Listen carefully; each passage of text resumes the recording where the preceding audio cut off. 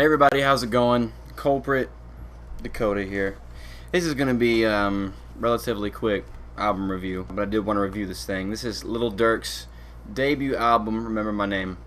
Lil Durk, you know, one of the figureheads in the whole Chiraq drill movement, one of the more notable figures in that genre, and kind of helped push it to the forefront that it has been at for the past couple years.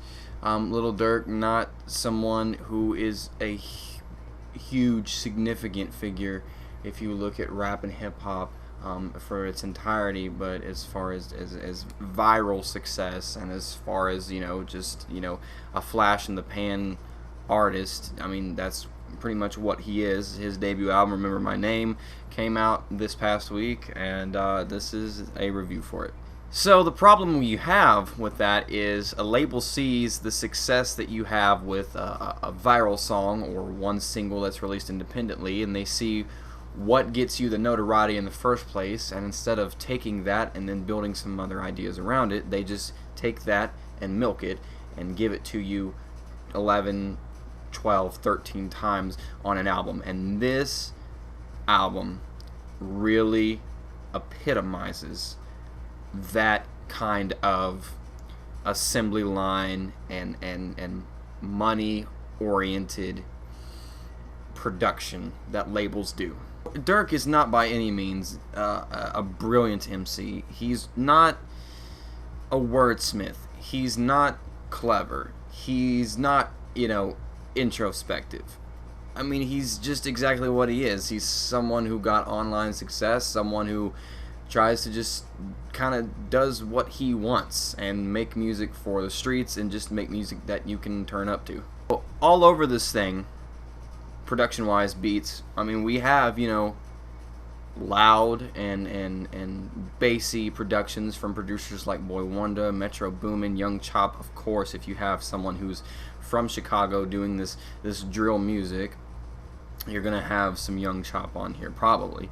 So I mean, that's all over this thing. It's riddled. Every beat is like that, but they're just so unmemorable. They're just so plain and generic, with the exception of the Lord Don't Make Me Do It beat. Now that beat, it's got that 808 heavy drill music, but it's also got these palm muted guitars and pizzicato violins that give it this very much a early Eminem and Dr. Dre with a little bit of exhibit feel, that kind of like from 1999 to 2002, what those artists were doing at the time. It kind of embodies that vibe, and it's pretty fun to listen to.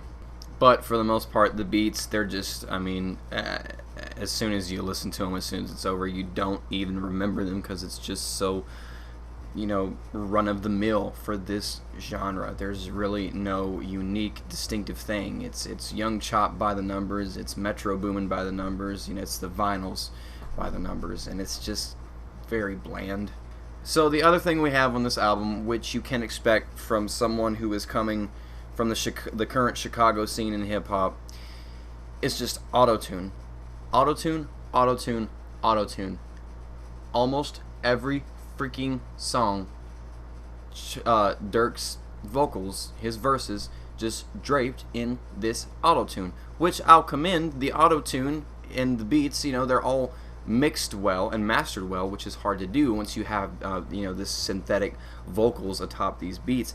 But oh my gosh, it's so unbearable, and it's the same crap for every song. The opening track is the only song where he does not have some amount of autotune on his voice. You can find it in every other verse of his on this thing. And autotune isn't the worst thing in the world. Granted, I really don't like T-Pain for kind of bringing it and making it as prevalent as it is in the the music scene right now.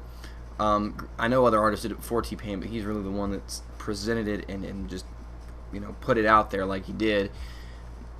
And I think the autotune would be a more endearing thing on Durk's vocals and his verses if Durk was delivering some sort of interesting or clever or funny lines or giving us, you know, a myriad of different topics that he's rapping about, but it's not. It's the same sloppy, meaningless stuff in every verse that just talks about money, that talks about turning up, that talks about getting women.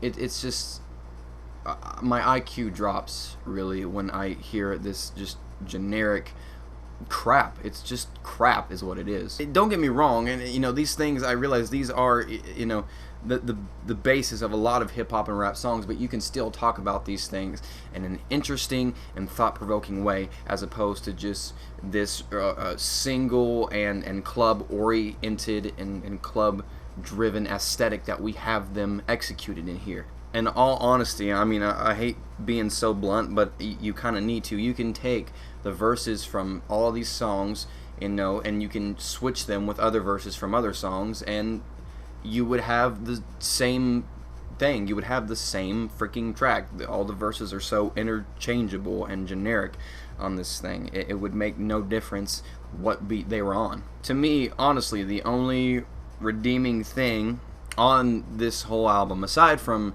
the quality of the production, it's very clear, like I said, mixed and mastered very well. You don't have to adjust your volume too much, and you can hear a lot of detail, is the verse from Logic that he gives on the song Tryna. Man, Logic, you know, not someone that I am you know, too familiar with, not someone that frequents playlists of mine, just because at times I feel he emulates more than he, you know, sticks out. He just kind of does his imitation of his influences, but he absolutely slays his verse on this album, more so than the other couple features that are on the back half of this thing.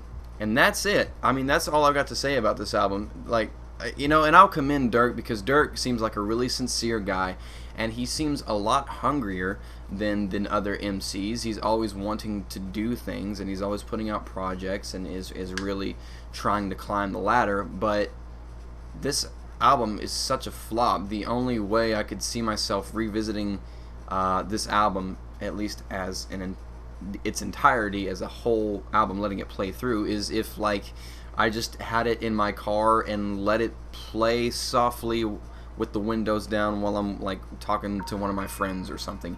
And that's about it. Like, Tryna is maybe like the only song I'll consistently listen to or visit just because of Logic's verse. Is it going to be a fun, bassy, upbeat party album? Sure. I think it'll probably run its course and people will probably listen to it over the summer. But then I think after that, it'll probably be forgotten about until his next project. This is not anything that's going to be timeless. It's just going to kind of run its course here for the next couple months, and then I think it's just going to cease to be talked about.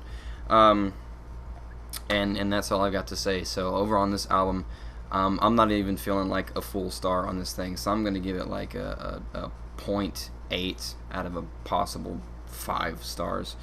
Anyway, that's all I've got to say. Again, sorry, Durk. You know, you're a really hungry MC, but you got to step it up. And I understand a lot of the people who enjoy this drill music and are in Chicago are going to be like, no, you making music for the streets. You just don't understand, you honky cracker, blah, blah, blah, blah, blah. Fine, say what you will. Anything else you want me to review, let me know. Check out some of the other reviews on the channel. Hope you guys enjoyed this one. Stay tuned. More to come. Audi.